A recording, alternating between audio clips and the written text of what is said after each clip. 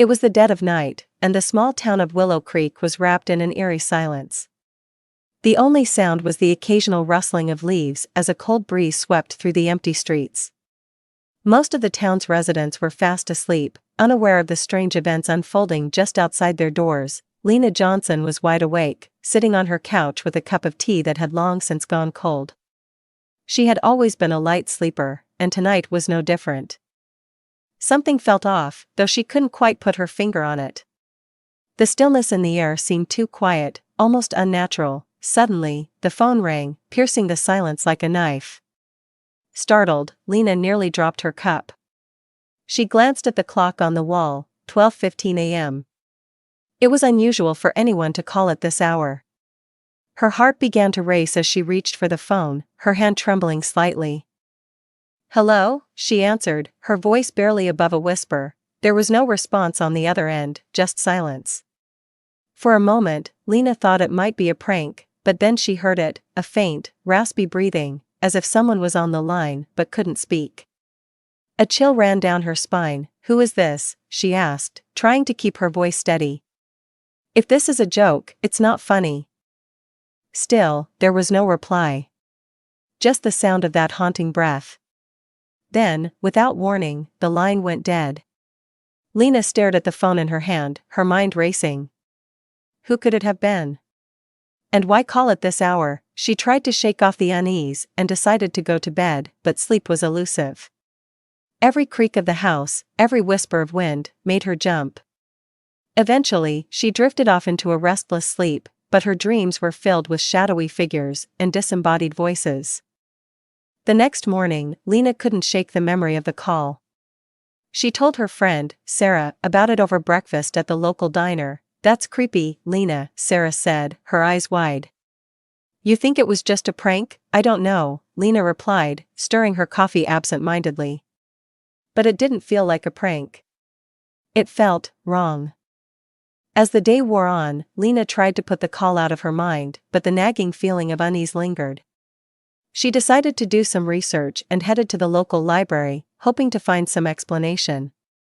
Maybe someone else had experienced something similar. The librarian, Mrs. Walters, was a kind elderly woman who had lived in Willow Creek her entire life.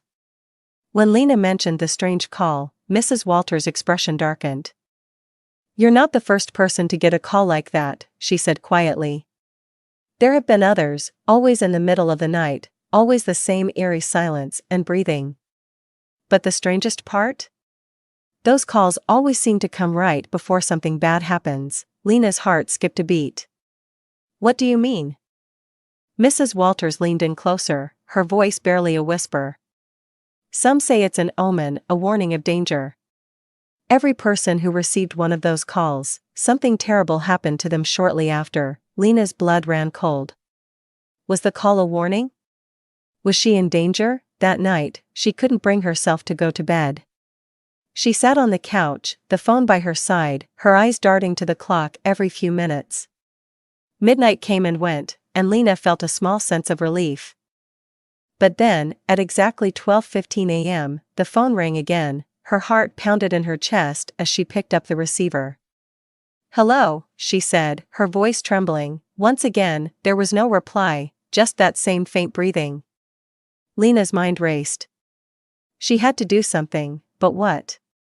She couldn't just wait for something terrible to happen. With a burst of courage, she shouted into the phone, "Whoever you are, leave me alone." But the line went dead again. Shaken, Lena called the police, but they found nothing unusual. The calls couldn't be traced, and there was no evidence of a threat. Still, Lena knew she couldn't ignore it. She started keeping her doors locked and her windows closed, and she never went out after dark. For days, she lived in a state of constant anxiety, waiting for the other shoe to drop. But nothing happened. The calls stopped, and life in Willow Creek returned to normal, until a week later, when tragedy struck. A car accident on the outskirts of town claimed the lives of 3 people. It was a freak incident, caused by a truck losing control on a sharp curve. The driver of the car was Sarah. Lena was devastated. She couldn't shake the feeling that the call had been a warning, but she couldn't understand why she had been spared. Was it random, or had she somehow been given a chance to avoid the danger? She never received another midnight call, but the memory of that eerie breathing haunted her for years. Lena would never know if the call had been an omen or just a strange coincidence. But one thing was certain, she would never forget the night the phone rang at 12:15 a.m. Now it's quiz time. 1. What time did the mysterious phone calls occur? A. 11 p.m. B. 12:15 a.m. C. 1:30 a.m. D. 2 a.m. Answer. B. 12:15 a.m. 2. Who did Lena tell about the phone call over breakfast? A. Her mother. B. Her neighbor. C. Her friend Sarah. D. The police. Answer. C. Her friend Sarah. 3. Where did Lena go to research the mysterious calls? A.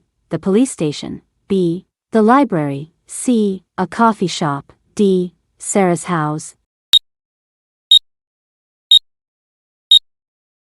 Answer. B. The library.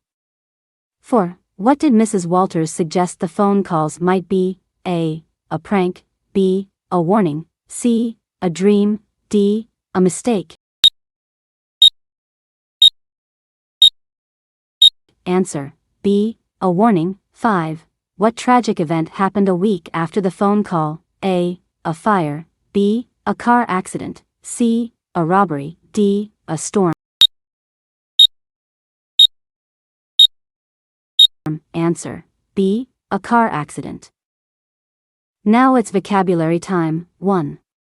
Eerie, meaning strange and frightening, often evoking a feeling of unease or fear. 2. Trembling, meaning shaking or quivering, often as a result of fear, nervousness, or cold. 3. Unease, meaning a feeling of anxiety or discomfort, often caused by a sense of impending danger or uncertainty. 4. Grave, meaning serious or somber, often used to describe a situation, expression, or tone that suggests something is important or worrisome. 5. Claustrophobic, meaning feeling uncomfortably confined or closed in, often related to a physical space or an overwhelming situation.